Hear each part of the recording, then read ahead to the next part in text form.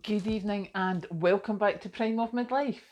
It's Monday evening, we have got through the first day of the week, and today we are talking about expectations and how your expectations can lead you astray. And why I'm talking about that is, if you've seen my videos, obviously, a lot of the time I'm full of good intentions and they don't quite work out. In saying that, I have to say this morning it was minus stuff. My car was frozen. I was very, very glad that my intentions of putting out my little spring onions and stuff did not come to pass because they'd have got frozen and I'd have been sad. So I was quite glad that my good intentions did not happen for that one.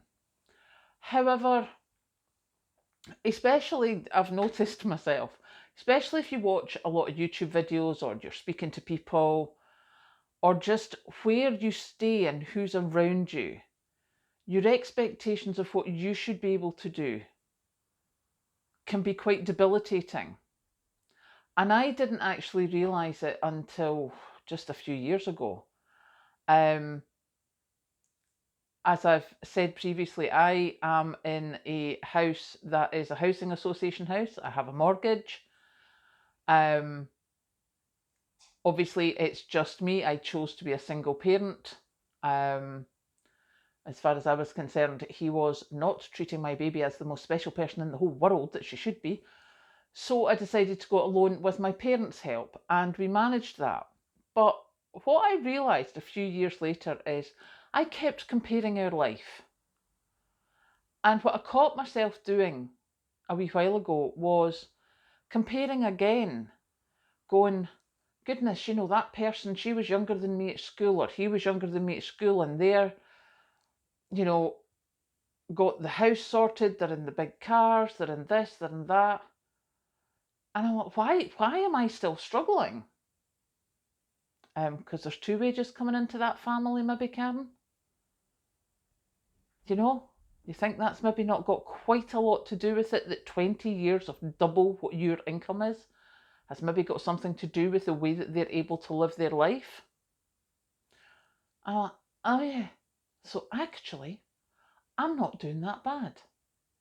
And actually, although I don't have my gardening started, the fact that I know where everything is, and I bought trowels yesterday to be able to dig up things, that's a good start. And although my garden hasn't been started yet, never mind looking good, I still, last year, when I didn't particularly have a clue what I was doing, managed to dehydrate a cupboard full of veggies and herbs, make a whole shelf full, I think it was 25 jars of jam I made in one day or in one weekend. I've also pressure canned 2 shelves, well, actually, a full cupboard, because I haven't brought them all down the stairs yet. A full cupboard of pressure canned meats, just meats, because the cost of the electricity for pressure canning, the cost of the jars, it's not worth my while putting a potato in a jar to preserve it. This is Scotland, it's just not happening. So I have a cupboard full of meat. I have prepped. I have got little stashes of pasta, of rice. I have learned so much from people I've met in these communities. And yet I'm still thinking, I watched something today and they were like, we need to get this done, we need to get that done. And I'm like, look, I need to go and do that. And then I stopped. I thought, sweetie, you do a 9-hour day. You work 5 days a week. You still go and visit your mother once a week or once every 2 weeks, depending on what mood she's been in the previous time. On your days off, you've still got to batch cook for the rest of the week. You've still got all your washing to do to get clothes clean for the next week. Actually, you're doing not bad holding it together. So anything you can do over and above holding it together, I think you should have a smug. Because I think there's way too often that we watch videos or we see people that we are like, why is my life not like that? And then you find out that actually their life is not. My debt, apart from my mortgage, and it's not possibly through choice as much as in through bad choices when I was younger, that I didn't have a credit rating pretty much until I got the mortgage. My debt is a maximum of, I think it's just under £1,000 on a credit card.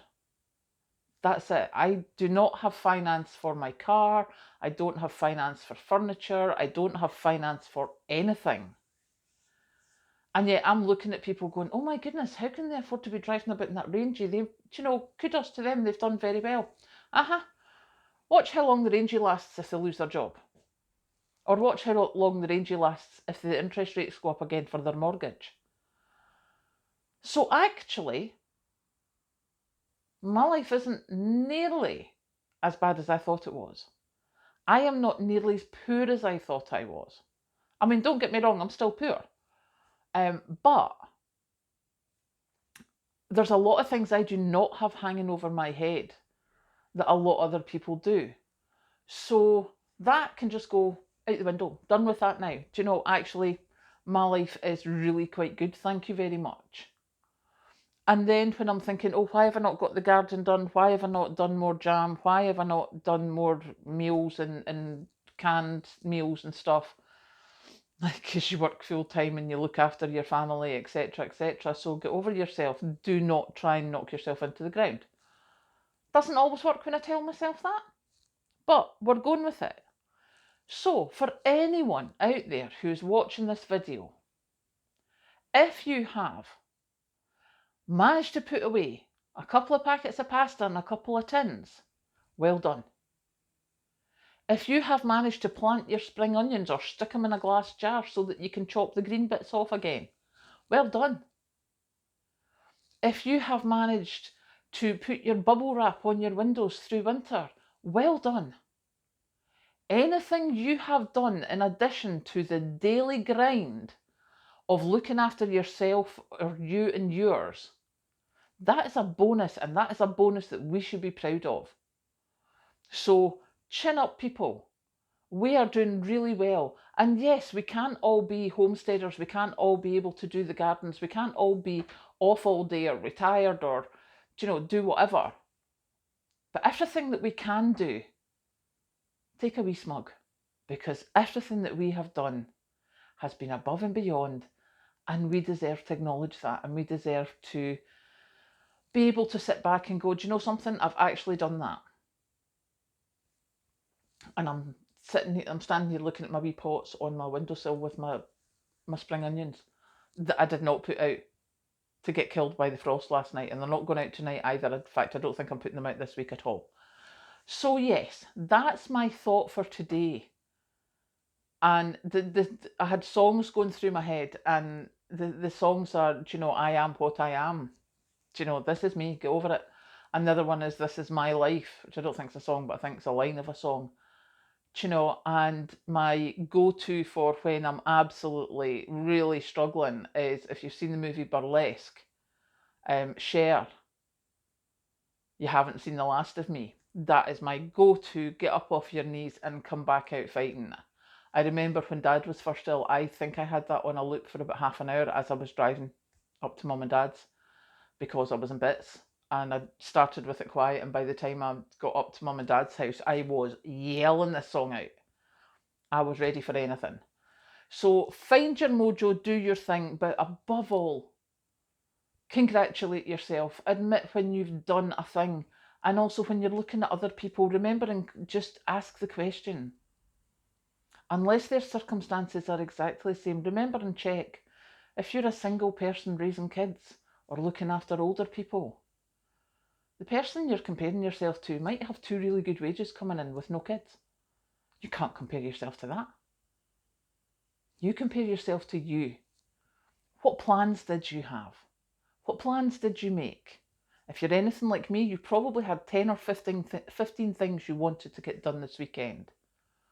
See, if you did 2 of them, well done you. You've done well.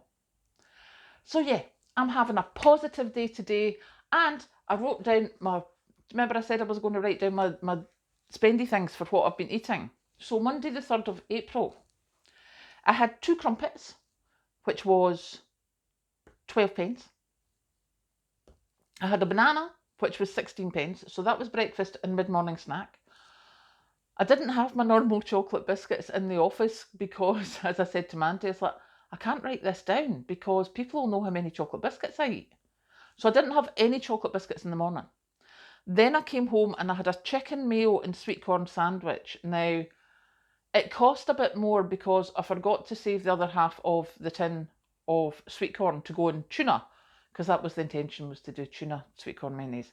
So I've had to budget for the whole tin of tuna.